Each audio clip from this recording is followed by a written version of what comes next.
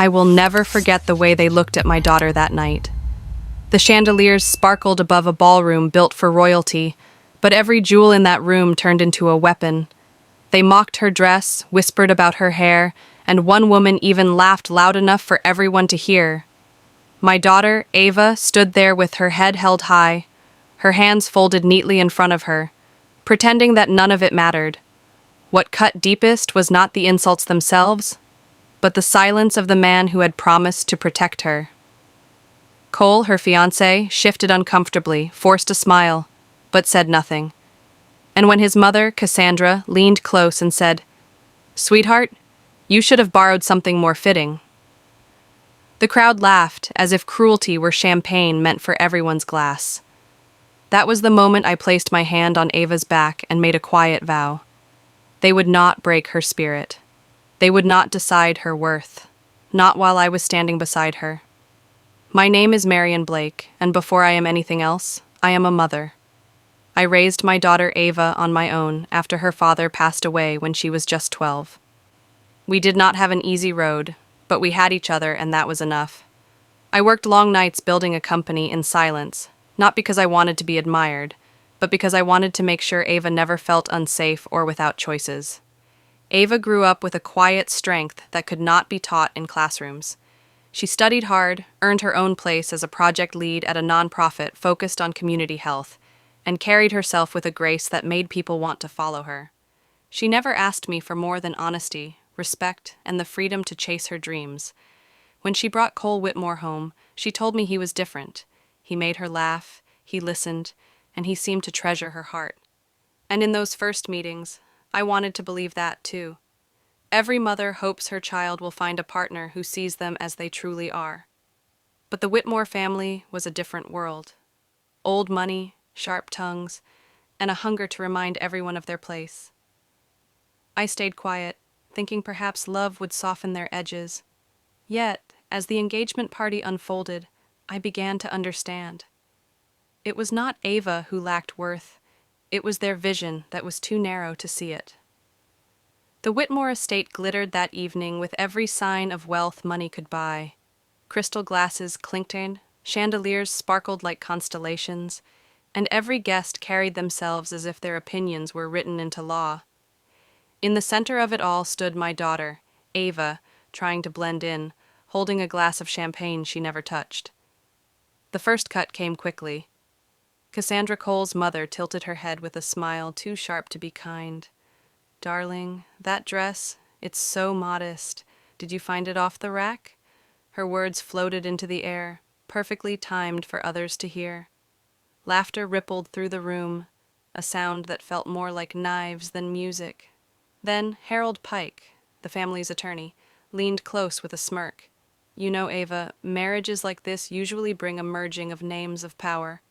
What does the Blake family contribute?" His tone made it clear. He thought the answer was nothing.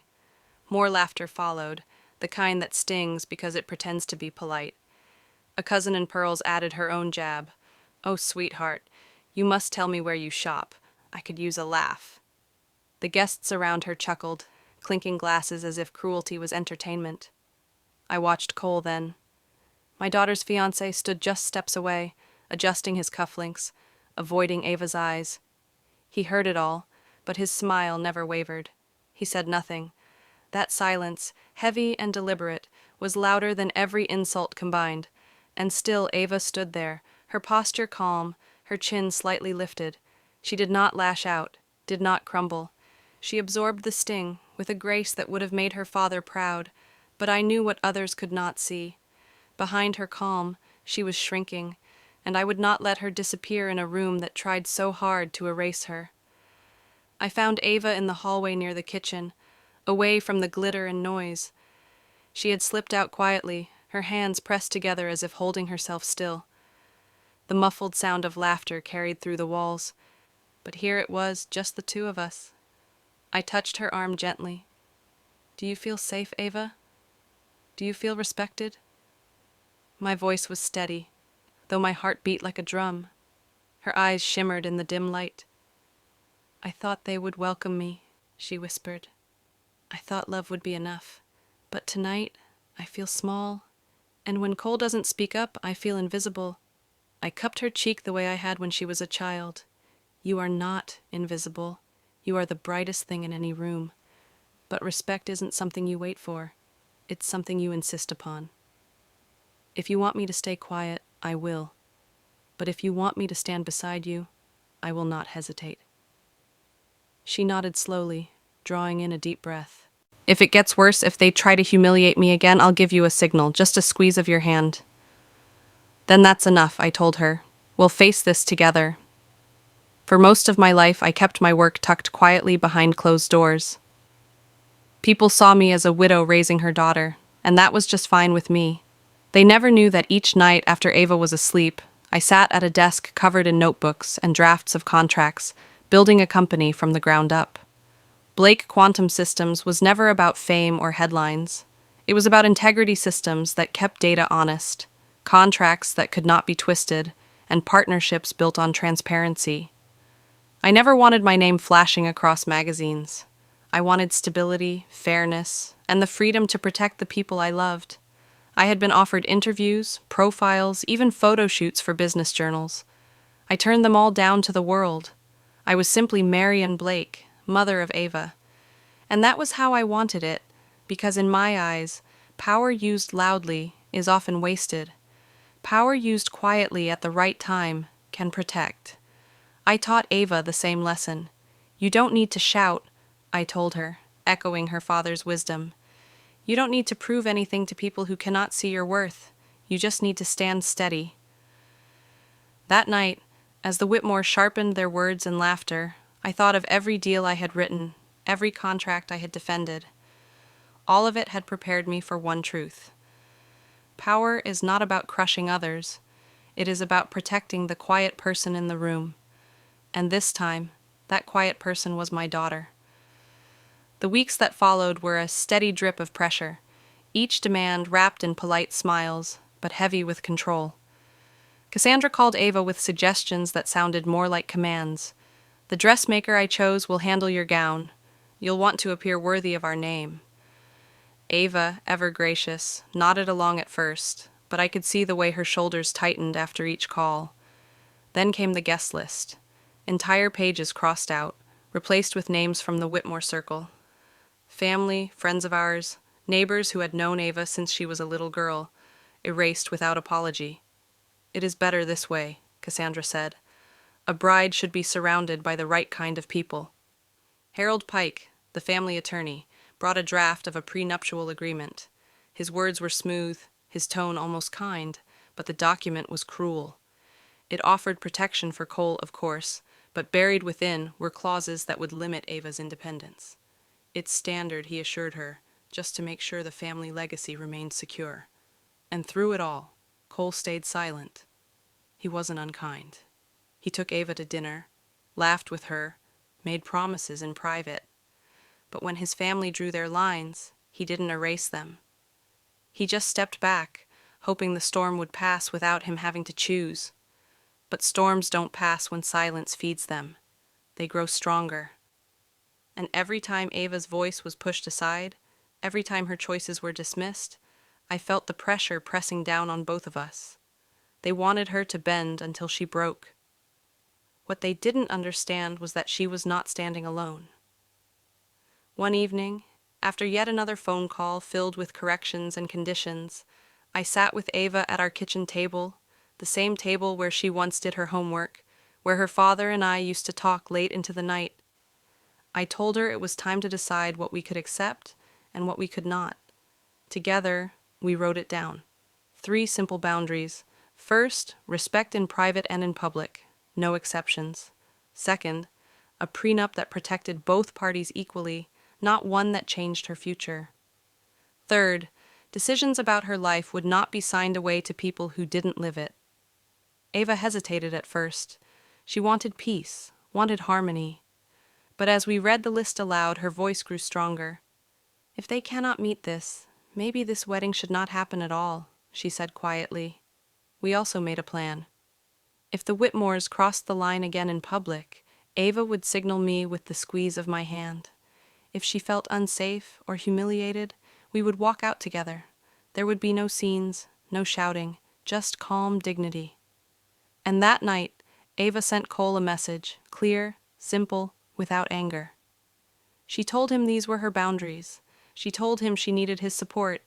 We saved the message, her words preserved like a promise to herself.